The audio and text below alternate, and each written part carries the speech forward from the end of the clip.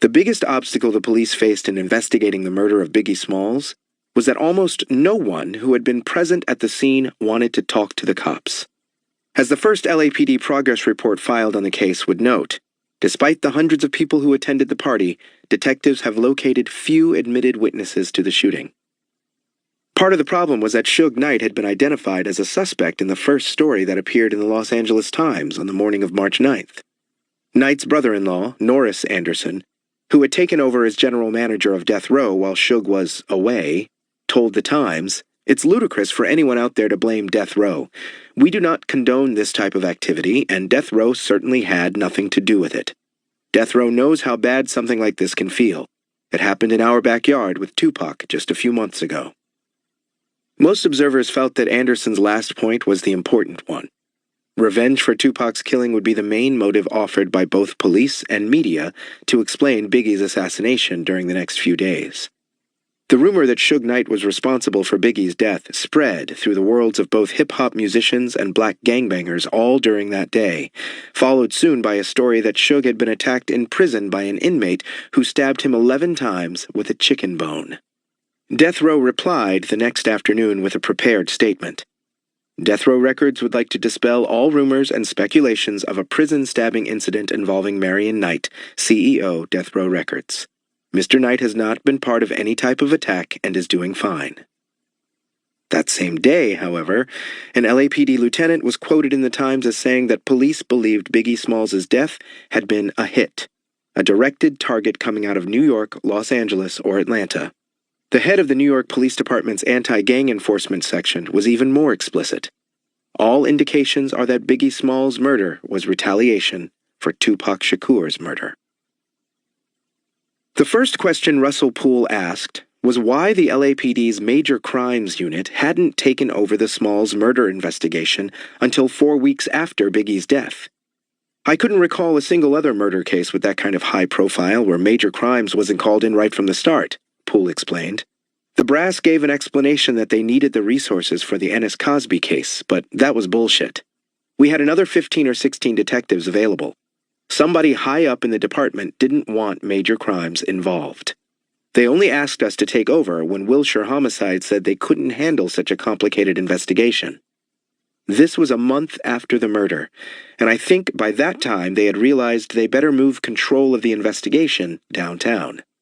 Poole was even more troubled when he looked at the logs of the first 24 hours after Biggie's murder and discovered that 4 robbery-homicide detectives and an RHD lieutenant had been at the hospital and the murder scene during the early morning hours of March 9th. "I never could get an explanation of why they didn't take the case right then," Poole recalled.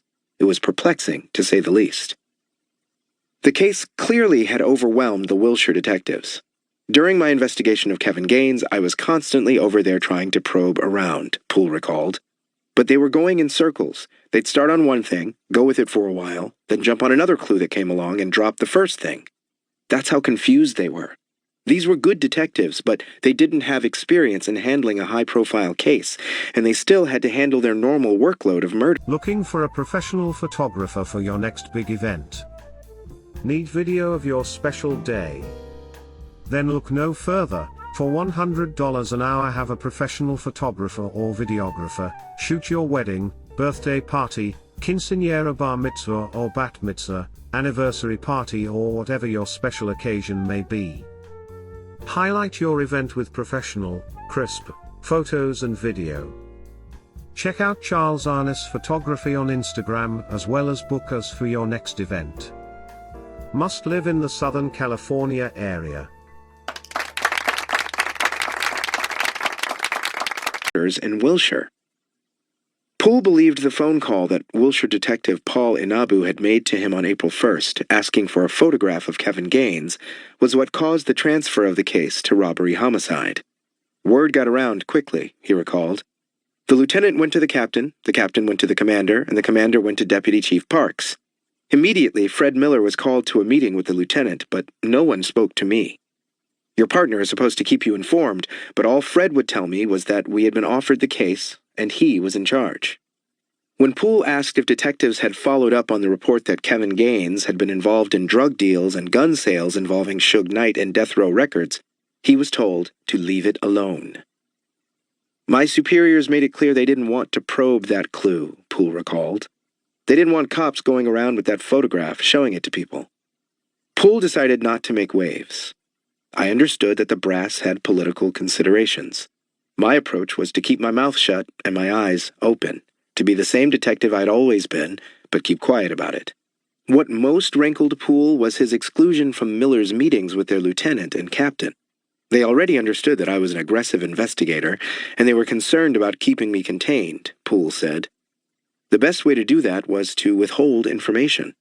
But in my entire career, I'd never been part of any investigation where I was expected to work in the dark. At least he and Miller agreed on one point, Poole recalled. The Wilshire detectives had wasted a lot of time and energy chasing the theory that the Crips killed Biggie Smalls.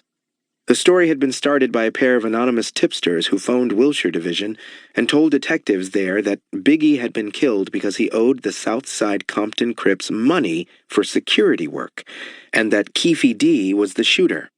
Keefe D's real name was Dwayne Keith Davis, and he was the uncle of Orlando Anderson. When this story leaked out, Puffy Combs denied ever employing gangbangers at Bad Boy Entertainment. "We've never hired Crips or any other gang members to do security for us," he told MTV's Kurt Loder. But the misconception is that because we're young and black, we're not handling business like anybody else. Dozens of witnesses recalled that Puffy and Biggie had been accompanied by Crips at the 1996 Soul Train Awards show, however, and a number of intriguing clues linking the Crips to Biggie Smalls surfaced almost immediately. Compton Police Department Detective Tim Brennan told the LAPD that the Southside Crips had definitely provided security for Notorious B.I.G. in the past, and that Biggie had attended a celebrity basketball game at Cal State Dominguez Hills, right next to Compton, the day before the murder. An anonymous informant added that Biggie was at the Crips' main hangout in Compton, Southside Park, that same day with members of his entourage. Yet another anonymous informant, this one offering a more detailed story than any of the others, said the East versus West feud had turned deadly during the summer of 1996, when Puffy Combs placed a contract on Suge Knight and offered a reward to anyone who could bring him a death row medallion. This was why Tupac Shakur got shot, the caller said. This informant also said the killer of Biggie Smalls was not Keefe D, but one Ozine Bridgeford. What made this interesting was that, according to the Compton cops, Bridgeford was a former mob Piru blood who had left the gang when he had a falling out with Suge Knight's scariest thug, Alton Buntry McDonald. Bridgeford had become so convinced Buntry was going